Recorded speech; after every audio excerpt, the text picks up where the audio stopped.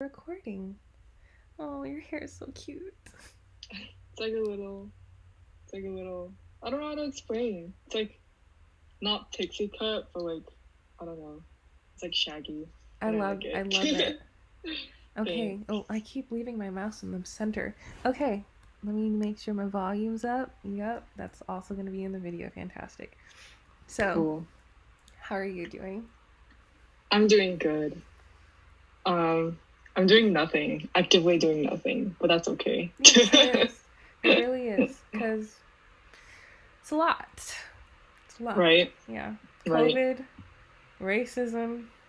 Mm, mm, Yeah, mm. yeah. It's been crazy. Yes. It's But been crazy. Just so that everyone can, whoever's gonna watch this, can understand.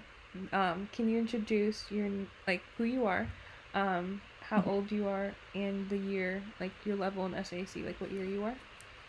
Mm-hmm. My name is Kathleen. I'm 20 years old, and I am part of SAC 2022. Mm, So I'm gonna be a junior in the fall. yes. Oh, we're all getting so old. I Congratulations. know. I'm not ready. I'm not ready to go so soon. Well, to start, why did you hmm originally come to SAIC? I I came for the main reason that they gave me the most scholarships. SAC I think was the school out of all that I applied that gave me the most scholarships. Um, and so that was the biggest reason. Just because art school is like really expensive. So the fact that they offered me a lot of money, like that was very appealing. And but the second biggest reason was that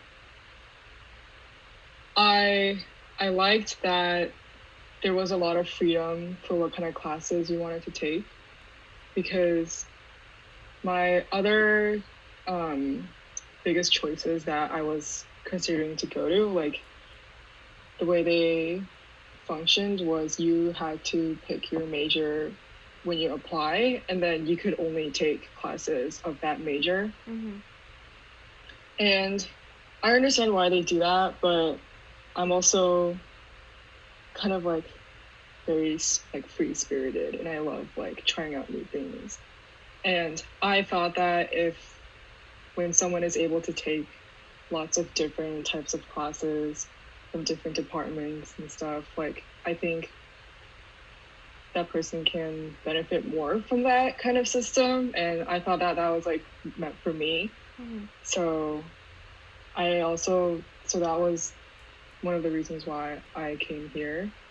And then the third biggest reason was I wanted to get out from the West Coast. I'm from California and I lived there my whole life, and you end up kind of getting sick of the West Coast. And I also wanted to like get away from my family for a bit and kind of just explore the Midwest, which was like the area of the United States that I've never really been at. That's why I chose to go to HIC. Mm-hmm. Can you Mm-hmm. tell us what your focuses are, or like what you're interested in, or like what you've been So looking at? so like my major. Mm-hmm. Or like yeah. Yeah, so I'm studying viscom, and I'm pursuing to be a graphic designer. Viscom stands for visual communications, which is a spectrum of graphic design, but I think it's just graphic design. um, um, mhm. Great. Um, how is your experience like in Viscom so far? Viscom. It was very different than what I expected. Like, like the first week into my first viscom class in freshman year, first semester, it was it was surprising because I thought it would be more commercial, Mm-hmm. but from what I experienced, all my classes, it seemed as if kind of like people could do whatever they wanted that was not necessarily within graphic design rules, and professors were okay with it. And I disagreed with a lot of that because I think you can't be too experimental or conceptual with graphic design, because graphic design is kind of very closely related to like, you know, like the consumerism, like corporations kind of thing, you know? And, you know, when you're a graphic designer, you're basically making stuff for clients. So and like you're trying to get like a point across, or like something across. And you know, you're basically, you know, you're trying to convey a message, but the client has to agree with it, and there's just a lot of rules and structures with graphic design. But from what I saw in my graphic design classes, I felt like a lot of students were breaking that, and I saw lots of people doing like incorporating like more like fine artsy stuff in their graphic design, and doesn't really become graphic design anymore. But professors are like, it's so unique, I love it. And I'm just sitting there like, this is not graphic design, please. And like I think like what I'm saying is, I'm okay with people, you know, having a different aesthetic or a different way of doing things, but I just think that, like, from what I've seen a lot of students do,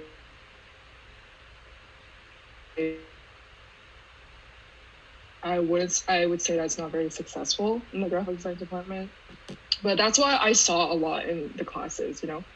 And like from every single class that I've taken so far, it's a lot of professors being very incompetent and very, very lenient to what students are making. Even when I thought that they should kind of be like, kind of whipping them back into like the spectrum, like what's successful in the graphic design world. And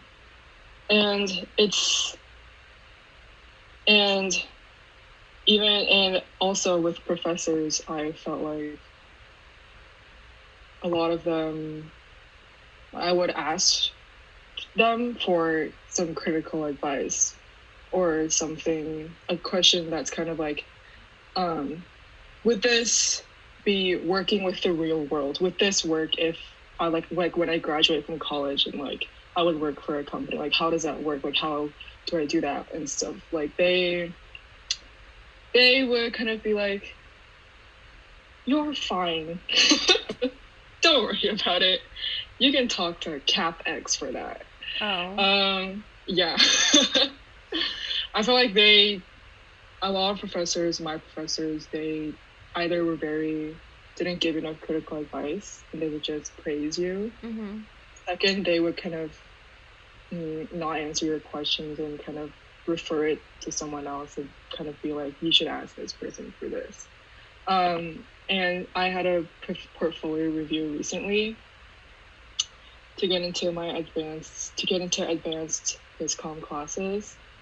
I did not make it the first and second try, and I asked the graphic design, like the heads person, I asked him like, could we do a Zoom meeting and like you can like talk about my portfolio and tell me what's wrong, because I did everything that I could, and I listened to what the portfolio like reviewer like wrote in my email of what I should fix, and even that was very vague and very brief.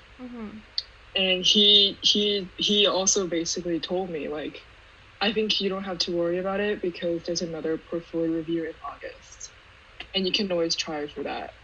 And I know that there's another review in August, but I'm asking you to tell me what's wrong with my portfolio because there's a reason why I didn't get in. But I feel like there's that kind of recurring theme of professors being very nonchalant Mm-hmm. about students' concerns about their viscom, like about viscom students. Mm-hmm. Can you talk about like, because I remember you telling me how you were about to apply, and like you have like your portfolio review. I'm just like, wow, the things you're saying about how they, Mm-hmm. it's just, it's. I'm like flabbergasted that they didn't give you critical advice on how to better fix your portfolio. Like, what else are you supposed to be doing? Yeah, So, it's yeah, and again, they were also kind of like, well, the most what was wrong with my portfolio was the typography assignments, mm-hmm. and the way they talked about it in the email when they told me that I failed, they said typography is essential in graphic design, and I felt like in your portfolio, I didn't see a lot of the basic stuff of typography, and maybe you should talk to your typography professor about it. And I at first I didn't want to talk to my typography professor about it because he was one of those professors who, again, did not give critical advice. There were many times where when I was taking that class, I would come up to him and ask him questions, and he would say, "It's fine, like it's okay," and also a lot of, and he would just say very, very like nitpicky advice because I felt like that was all he could give me. Mm-hmm. And so, and he was just very, kind of very hard to communicate with. Mm-hmm. So I didn't want to talk to him about it, but I guess I should because, Or well, I maybe guess like I'll have find to like a because different professor that's a typography teacher. Is that possible? I would like to do that. I'm just hoping that they will respond to me Yeah. and actually give me critical advice, because there is a lot of that, like, you should talk to this person, you should talk to this person, you should talk to this person. It's a lot of jumping around, and I feel like that's very unreliable of them, because like, you're a professor, you can tell me what's wrong with my work. But a lot of them are, but yeah. So like with the program, so freshman year you took like the studio classes, and then this past year you did more studio classes, and then at the end you applied for like the other advanced classes. That's the only way you can do it. So for the first 2 years of school, you take your prerequisite classes, and then there's the portfolio review that you submit to be able to take the advanced classes. Yeah. Oh. Okay. And that's the only way you can get into the department and then graduate with a viscom major. Oh, that's interesting. I'm surprised it's only 2 years that they give you guys. Yeah. A lot of people are upset about that. A lot of people are worried that they won't have enough good works that they make in these advanced classes. I know that a lot of viscom students have to take winter term or summer term. Yeah, because it's really, really crammed. And if you fail like one of these classes, you'll have to take it again, but that could ruin your whole plan. Yeah, and I've heard a lot of students who had to take 1 more year, 2 more years. Wow. Yeah, it's very crammed. It's very, very structured, and like there's like a set way to like for you to like do things if you want to graduate within 4 years. So yeah. Okay. Yeah. Wow. Okay, I'm glad you said that, because I've gotten a lot of questions from, well, not a lot, it's like a lot sounds like 10, but I've gotten definitely some people that were interested in viscom, or like said that they're coming for viscom. But like, what about, I remember you telling me how people that have graduated from like the viscom program and they got in good jobs. Yeah. Like, do you still feel like that's true, or? I think it is true because graphic design is in high demand. Mm-hmm. And if you graduate with with the major, with a degree in graphic design, and you have a very good portfolio, that is most important though, having a very good portfolio. I think that there will be a good chance for you to get accepted into whatever job that you apply for.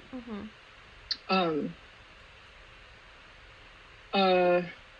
I think though it is though very hard. Yeah. Because it is still very competitive. It's competitive. Mm-hmm. Because again, it's high in demand. I know that a lot of students do want to do graphic design more than ever. Mm-hmm. So it is becoming very more competitive. And again, you have to have a good portfolio. It doesn't matter like how, I guess, well you did in school, or like whether you have like a bachelor's or a master's or whatever. Like it depends on what kind of work you make. Yeah. But I know a lot of people who dropped out of school and they don't have a degree, but yet they still get accepted into good companies. Yeah. So again, that just emphasizes my point that your work is most important. Mm-hmm. But I'm not saying that it's easy either. Yeah. Oh, I'm so glad you're telling me all this, because my old roommate, I think I told you she was in the viscom, like she came here for viscom, and then she left, but then she came back. I don't know, I just saw her like randomly like in the hallway one day, and I was like, oh, you're back. And like I don't really remember much of what she told me, just like of how like I would see her projects, or like how like intense things would be, and how she was always on the computer, and it was just like like a lot. Like I remember her saying it was a lot, and like printing was a lot, and just like yeah. I don't remember who her teachers were, but yeah, I always wondered why she left and then came back. Yeah. But I guess to move on, like to more about like the program, like how are the critiques? Because I mean you touched on it, like with like the teachers, but what about like your classmates, and things like that? Critiques. My experience with critiques. I feel like I think first of all I think this is sort of a no, but I think a lot of students would talk and critique good works, like what's considered good in that class.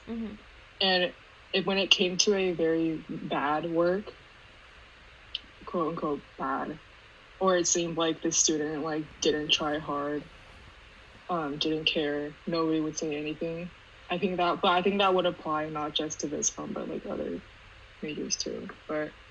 And then very, very nitpicky advice. Very, very nitpicky. Viscom, I understand though, because viscom graphic design, you do have to be sort of perfectionistic, because the small details do really matter.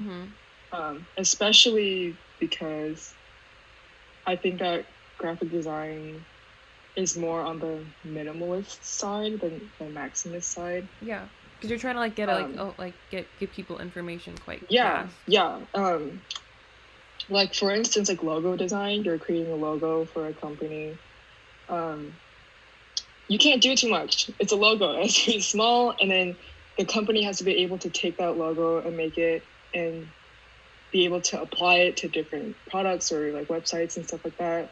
But it also has to show sort of the brand, like the identity of the company. So in that case, small details, very, very little things really matter. And you can get destroyed if you make a little mistake in graphic design. So a lot of students are not afraid to say very nitpicky things, very small things. And I think it's important. I think it's important that you listen to that, and especially in viscom, because again, your job is essentially going to be making stuff for the client.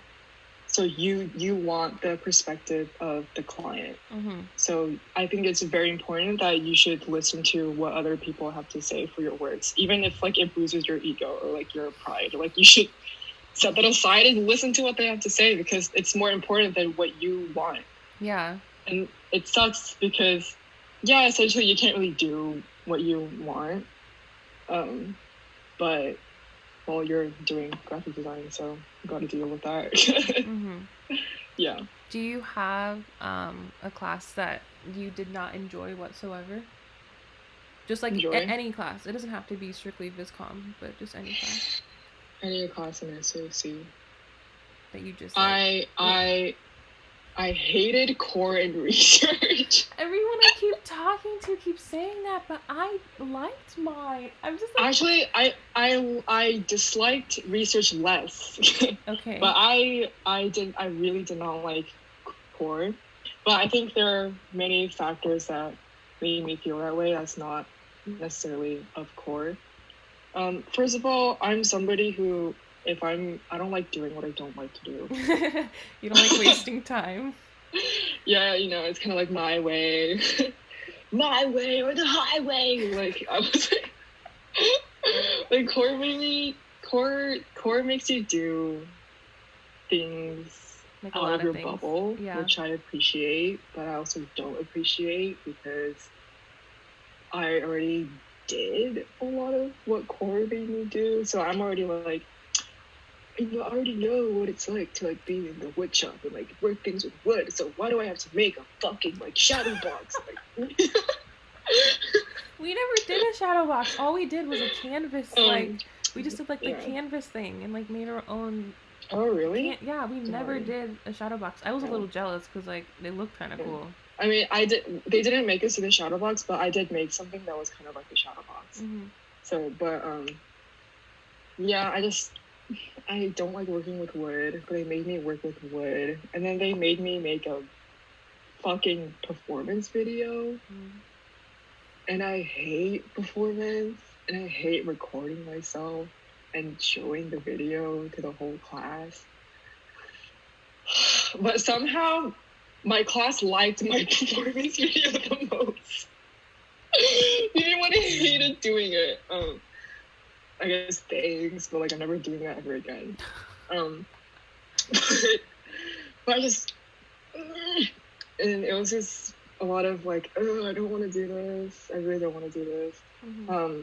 But I guess to explain what I said about the reasons that made me hate it, that's not necessarily of like core. It was because I just had a lot of assholes in my class. Mm-hmm. And I had 2 professors for core. One of them was great. Should I say their names? I mean, if you want to. Some people have mentioned teachers that they love. Some people have not. It's up to you. Yeah. It's... I mean, if you like her John... or them, if you like them, might as well. So people can try I liked John Henley. He's like this old man, but he's very like robust, and he's like not afraid to like tell, like give his opinion. Mm-hmm. Yeah, but he was just very likable in my opinion. But the other one, her name is Hope Esser, and I know that a lot of people also don't like her, and it's because she gives useless critical feedback, and like where she would kind of be like, yeah, I agree to what he said, and then that's it. Or other stuff that she would say is, I wish you would work on this more. That's all she said, which I think it's wrong to assume that like nobody doesn't work enough, kind of, because she would say that to a lot of students and sort of say like I gave you so much time to work on this, and like you only came with like this, and like, but that's so like I know that a lot of these, because like some of my friends that are in core, like their teachers don't say that. Their teachers are like, great, even if it was like you can tell in their face that they didn't really try.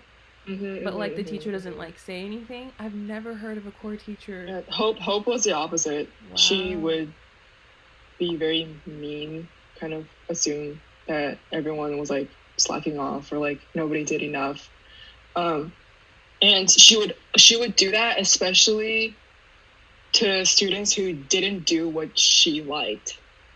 So it was very biased and very kind of like dumb critical advice. So I didn't really like her for that. Because I got the same treatment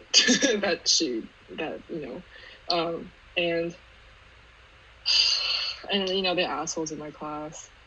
Jesus Christ. It was just not good vibes, you know? Yeah, like, that makes sense. Like, if the people, I was just talking about that too, like, if the people in your classmates can really make an experience better, and if they're frustrating and annoying, then it's like you don't want to go to class, and then like you don't like the class, and then yeah. Well, what about like we had oh no, go ahead. Yeah, I'm just saying that we had a lot of snobby people in that class, and that just ruined my experience. Oh, I'm sorry. But like what you said, if we had really like a really good like class with really good people, I think I would have not disliked core. But what can I do? Yeah, especially since you don't get to choose. Right? What about like your favorite class? Do you have a favorite? My favorite class. I feel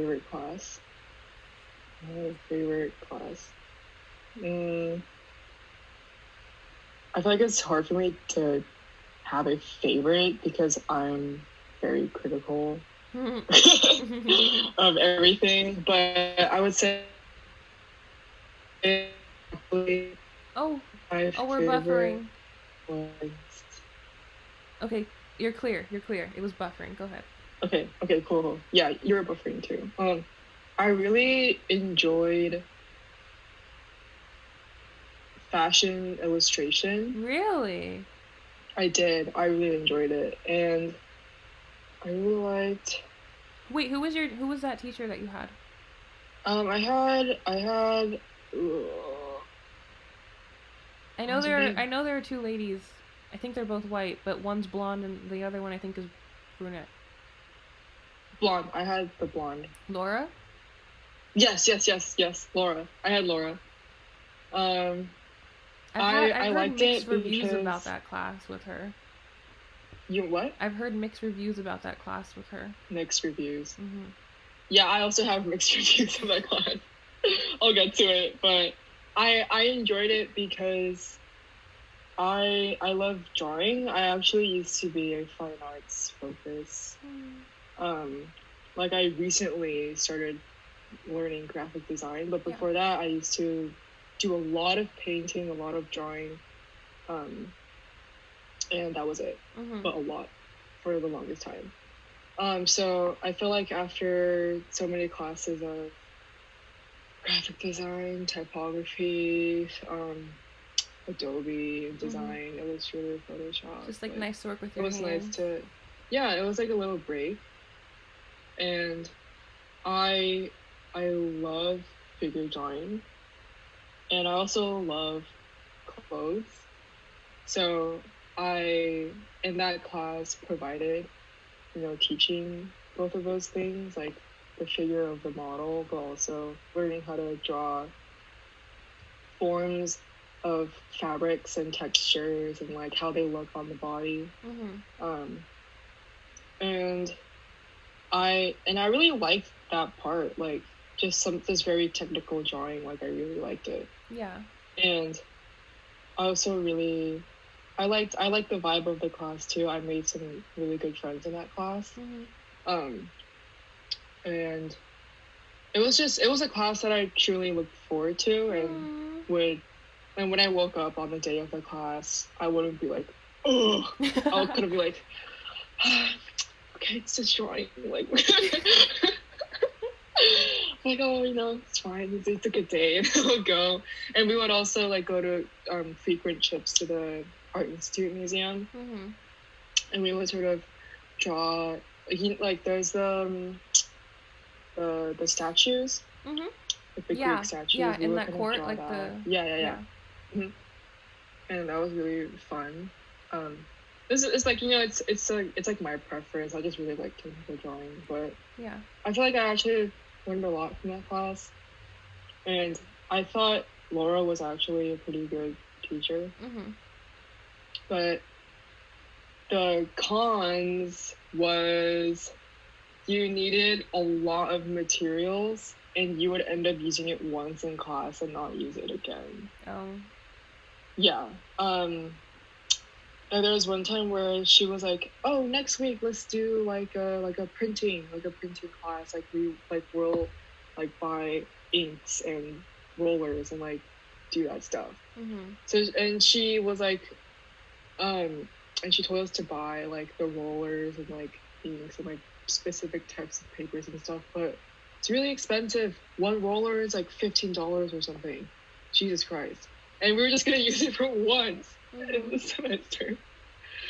And then it's just, and you also had to buy Copic markers, which are also very expensive. I'm surprised she made you guys stick to Copic, because like she's come into fashion to like when it's like your first semester to like show you like the 9 heads and to do like the technical flats, and she's always like, whatever's your preference.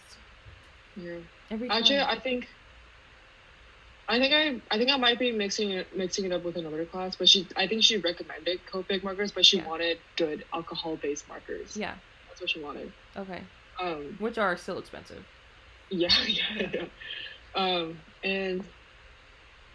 And she, a lot of the assignments she would kind of like tweak last minute.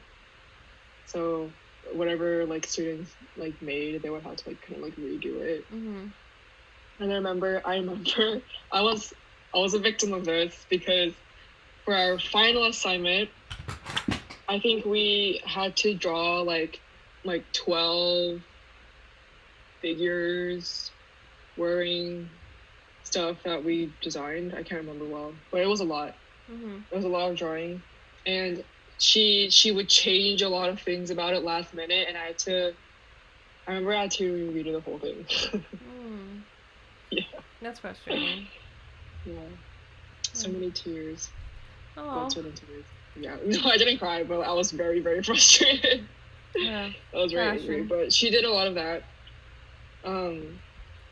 And there were a couple of students in that class whom I wish was not in this class, because they would be doing homework in class of the day it was due, or they would be sort of copying what others are doing because they were not paying attention or something, and they would kind of be like, you know, like looking at what other people are doing. Just again, like those incompetent students that you will most likely have in your classes, whatever class you get. I mean, I personally sort of didn't care, but also care at the same time, because one of them was kind of asking me, like, to send me pictures of what I was doing, or like constantly asking me questions every week, like what the homework is, because she wasn't paying attention.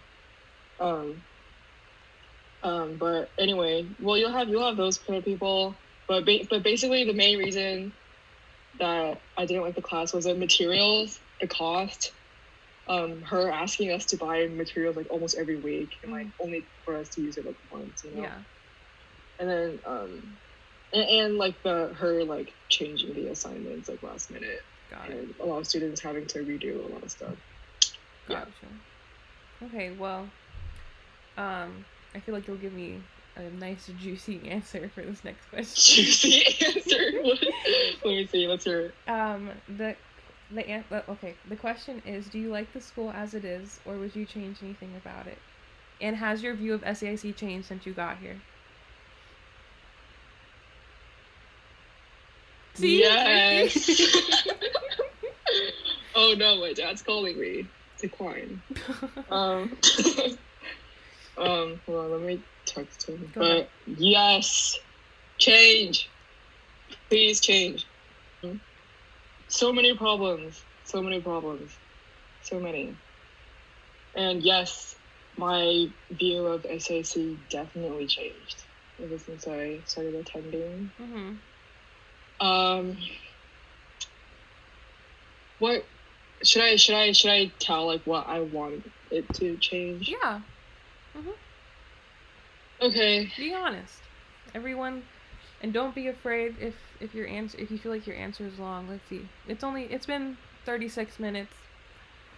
I've had people talk to me for an hour, so I mean, people will continue to watch if they feel like hearing more. So yeah. First of all, oh my god, I was recently thinking about problems. What were they? Well, I think first of all, diversity. There have been recent news about Martin Berger. Oh, we just talked about this with Sherman's video. It's like a whole. That's like part of the reason why the video got to be like an hour long, and like he even gave me the article he wrote about like what happened. So I put that. Ooh, we are. Was it all about it? Oh. What is it called? Okay, you're clear. What'd you say? You said that there was an article about it? Yeah, Sherman wrote an article about that incident. I can send it to you if you want. Yes, please. Yeah, it was on F News. On what? F News, like the school, like news thingy. Oh. Yeah. Yeah. Diversity, definitely. I read the statistics of like how many like there's like this. Sorry, my email just like popped up on the screen. Oh, okay. And now it's gonna be in the video. You saw the statistics. Yes, the percentage of Black workers versus white workers, it was staggering. It was staggering. It was blasphemous. Oh my god, it was bad. And again, like Martin Berger, the stuff that he's been exposed about, it's bad. And then Elisa Tenney, her kind of defending him and like not really doing anything about it. That was upsetting. You know what's weird?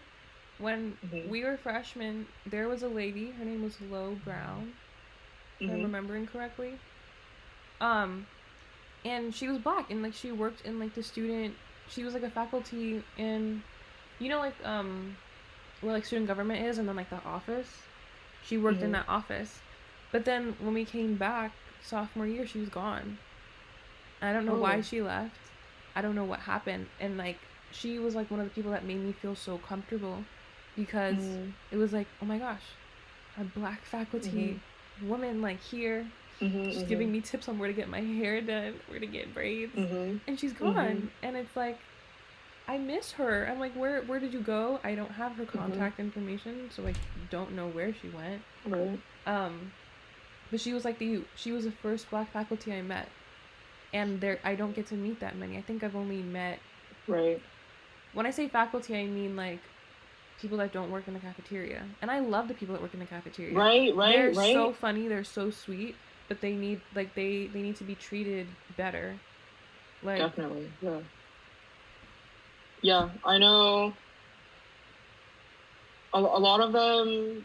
It's hard for me to get close to them, because I don't want to assume, but I think a lot of Asian students can be very rude to them.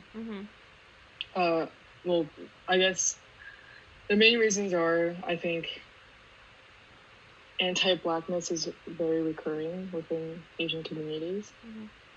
And I think based off of that, that's how, like, the way they can treat those, the Black ladies that are working in the cafeteria can be not good. So I felt like towards me, they were not very nice. But I respected them, of course, because like, why would I disrespect them, you know? But it's, but you know, but I can see, yeah. But what you were saying was not a lot of Black faculty members, not a lot of Black professors, and and but a lot of them happen to be like cafeteria workers or like someone like they were working sort of, I don't want to say low level jobs, but like the just like in the hierarchy of like the school faculty. The hierarchy, yeah. Yeah. Which I definitely noticed, and I thought was very unfair. And what was her name? The lady you were talking about? Lo, like the Lo? Yeah, the lady that left. Yeah. Yeah.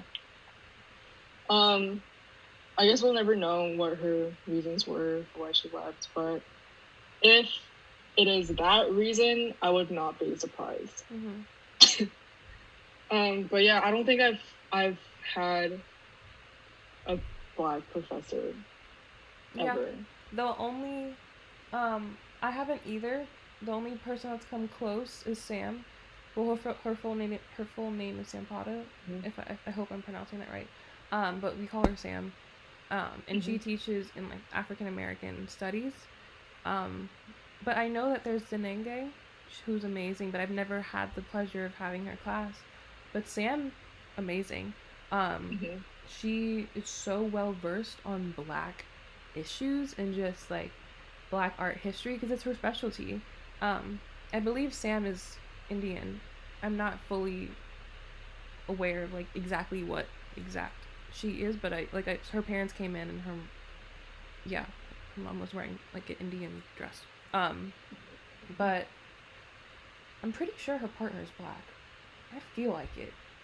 She talks about him and like I'm pretty sure she said it. But besides the point, she was like one of the first teachers that introduced me to things that I didn't even know about my own culture and like my own histories because it was never taught, and just like things that would happen with slavery is just like it gives me chills.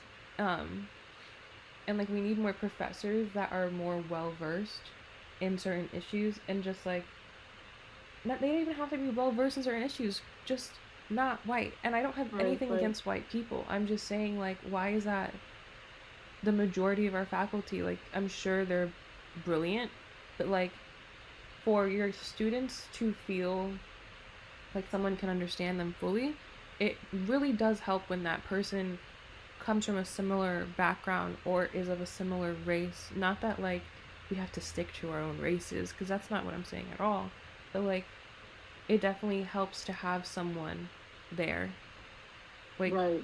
even if they're not even if they don't come from like the exact same issues when it comes to race, but like just someone that can understand being not white. You know? Right. Yeah. Right. I for my second semester recently, so my sophomore second semester, I took a class about race. It was called Against Race, and it was taught by Yannick Coenders, I think. I'm not sure what his ethnicity is, but I think he had like an African background, and he's from Europe. But he taught me so much about Black history, colonialism, stuff like that, so much more than the entirety of my education in my life. And you know, I come from the Bay Area, which is very densely Asian and white. I would say we, like in my high school, we had 2-3 Black students. That was it. And you know, the history that they teach us there is whitewashed. You know, it's whitewashed. It's seen through white people. It's just very like just anything that involved white people. Like that's it. but I took this class against race, and I learned so much new things. I didn't even know that Australia had indigenous people. Like, I didn't know that. Mm-hmm. But I learned that in this class, and I learned about what exactly race is and what created it. Mm-hmm. And it's more than like white and black people. Like, it's more than that. And it's very interesting. And I learned about, the global impact of white supremacy, and like this one class just like taught me so much and opened my eyes even wider. Like, and I feel like we should have more people like him. Mm-hmm. Because other than him, all my other professors were white. Yeah. And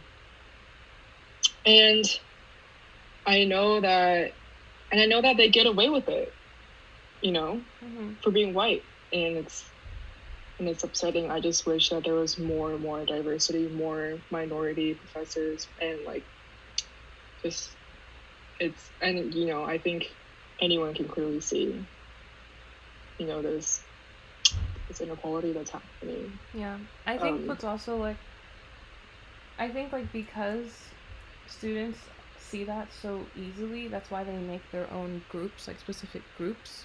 Like, that's why you see so many like groups of Asian kids, and then like BSU, and then like the Latinx club, and then what else? Yeah. It's like or like the Indian, like what is that thing that they do every year, the celebration, they have a party every year. I feel terrible. I've been going here and I can't remember what it's called, but it's a big event. They get so much money from student government for that event. Like, whoa. Right. But I'm glad you said that. But I guess for our last question is, what advice would you give someone that's looking at SAIC or is like planning to come here?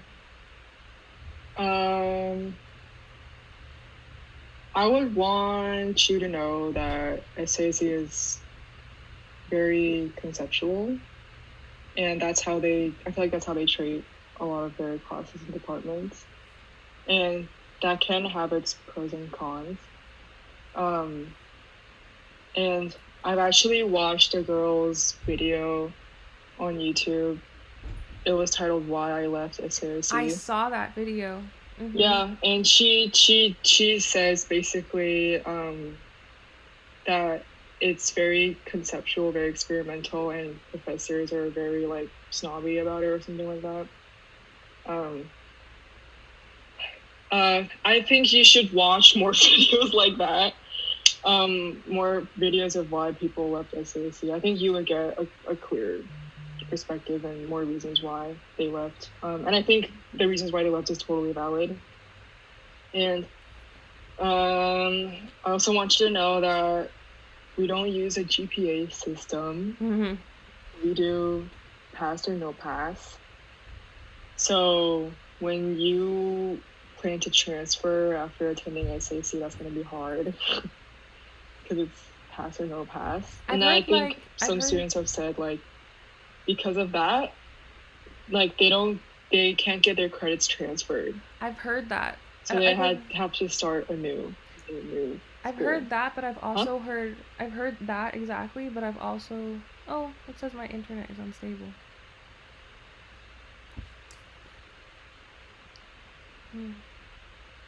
Buffering. Hello? Okay, we're back. Okay. Sorry, so my internet was unstable. But I was saying that I've heard what you said, but I've also heard of people saying, oh, I love transferring out of SAIC because I have a 4.0. Like, I feel like it depends on, like, where they're transferring to, because it can, like, make them look good because it looks like they have a 4.0 because they pass everything. I see. But, like, that's not always the case, though. You know. Right. I guess I see. I think I see why. But, yeah, I think it causes a lot of problems for people. Like the other day, my dad was like trying to like do something with insurance, and he asked me what my GPA is, and I couldn't tell him because I don't know my GPA, and I don't know how to calculate either. And when you're applying for jobs, when they ask for your GPA, like that's gonna be hard for you too. Yeah. So I think you should keep that in mind. And another one, like I said, I liked that you could take whatever classes you want. But I think you should have a clear path of what you want to major in and focus on what you want to do, because I know that like a lot of people are like about to graduate and they're gonna like, I don't know what I'm doing. Like, I don't know what to do. Mm-hmm. Because they ended up kind of just being scattered and like doing whatever they want and not really focusing on one thing. Mm-hmm. So I think you should be careful of that and not fall into that trap, and be grounded and have a one singular path of like what you want to do. I think it's nice to focus on that, but also do a little bit of like other things too. Mm-hmm. I think that's really important. And what else? It's really fucking expensive. Yeah. It's really fucking expensive. I am gonna be in a lot of student debt after I graduate. And please don't be cliquey. What you said, what Ayumi said about how a lot of kids group together with people who are like the same racial background as they are. I understand why they're doing that, but I want you to mingle around and talk to everybody. Diversify and making your connections is really friendships. important too. Mm-hmm. What did you say? Diversify your friendships. Yes, please. Mm-hmm. Oh my gosh. And get out of your comfort zone too. Stop being a pussy.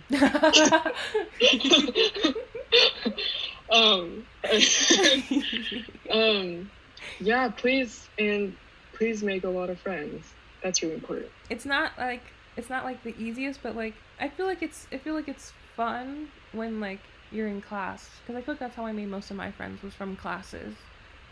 Yeah, that's how we met, right? Yeah, we met in English in literature. Yes, Suzanne's class. Right. Yeah. And you asked me to like model for your clothes, and I was so excited. Yeah. And then I thought you were so cool. blooming friendship. Yes. What did you say? I thought you were so cool. I was like, oh my gosh, this girl is really? so cool. Oh my god. When I look back to how I used to like dress myself that time, I'm like no. Every time you would come into class, I was like, oh my gosh. Wow. Really? Yes. I appreciate that. Mm-hmm. I think I acknowledged you, but I was kind of like, oh, she's just there. But that's me with like everybody. So, but ever since you like came up to me and you like asked me to do that for you, I was like, she's super nice, super cool.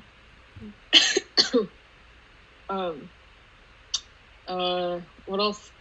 Yeah, make friends. And college flies by really fast. So I actually recommend you think about like internships and jobs as soon as you can. Yeah. Like I'm already a fucking junior, and I'm still not ready to graduate. 2 more years. I'm not ready. So yeah, that's really important. What else should I say? I mean, you've given a lot of gold. You dropped a lot of gold. So. I did.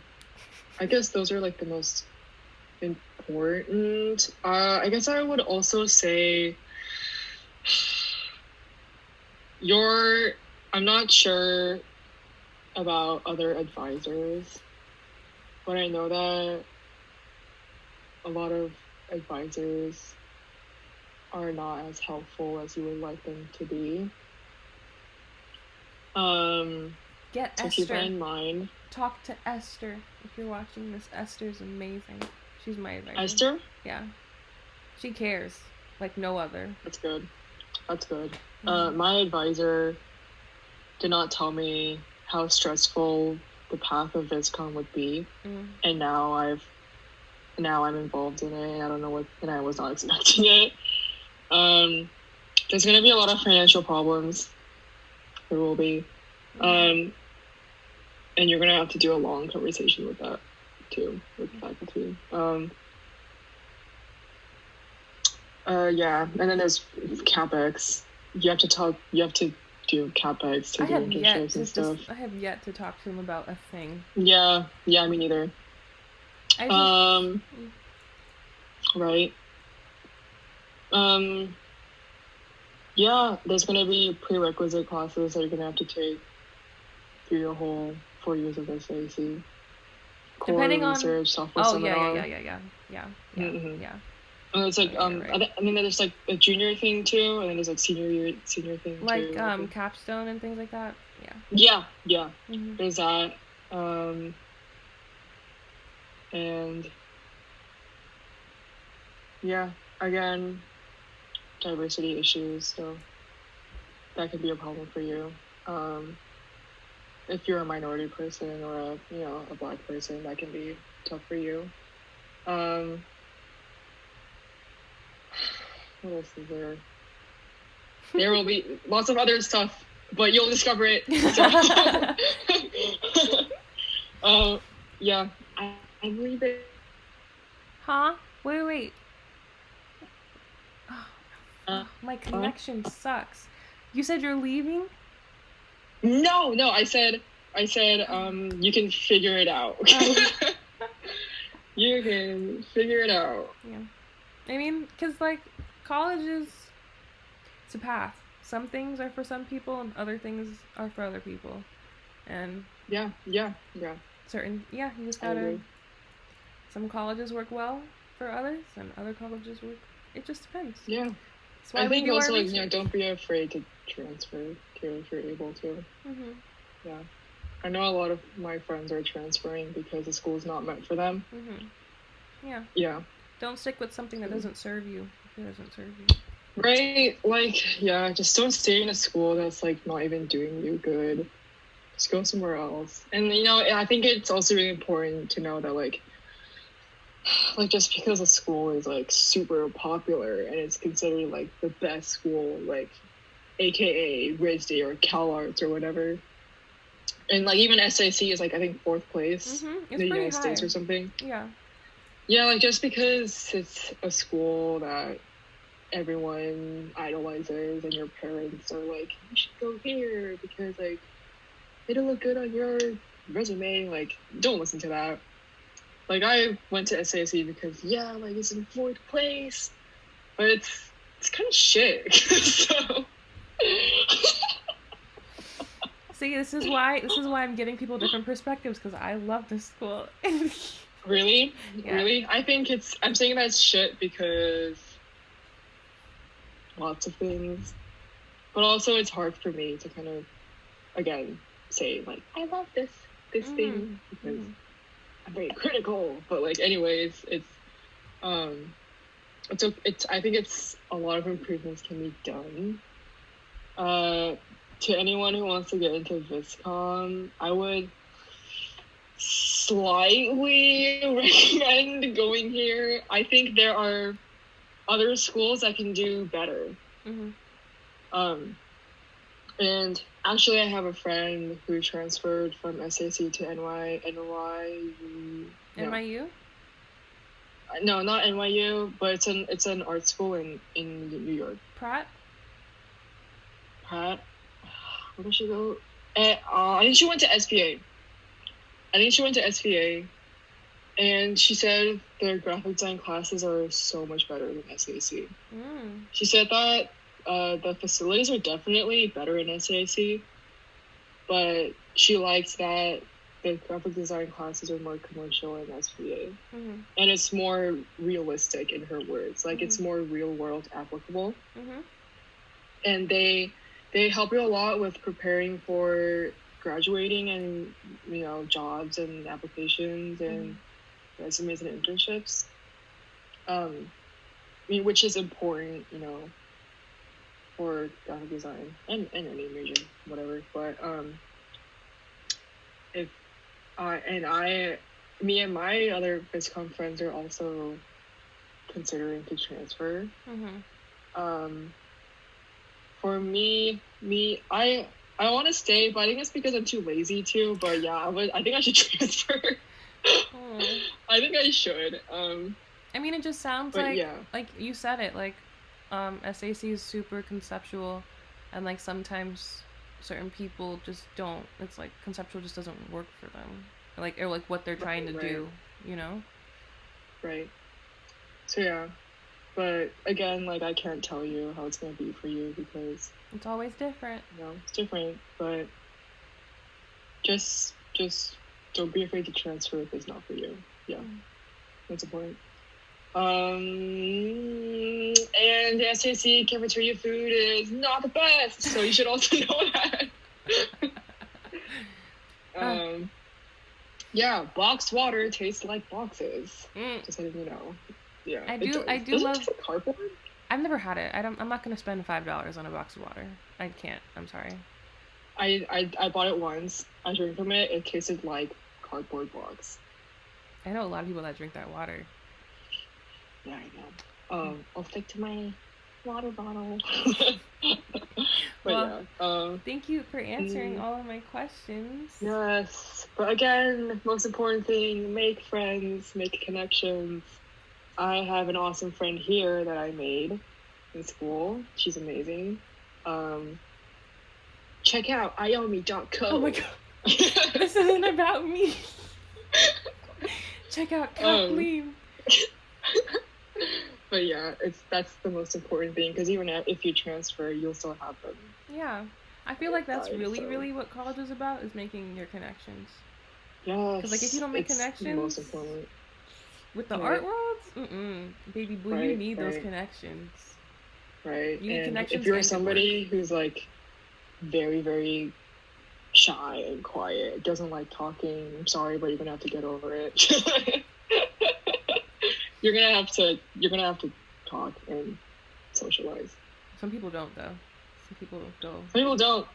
I don't know how to do it, but you know, it's a tip. Well, yeah. I hope everyone enjoyed your spiel on SAIC. My very honest review of SAIC. Out of 5 stars, 2.5. Oh no! Oh god. 2.5. I'll give it 2.5 stars. Oh. Okay. Okay, 3. I'll give 3.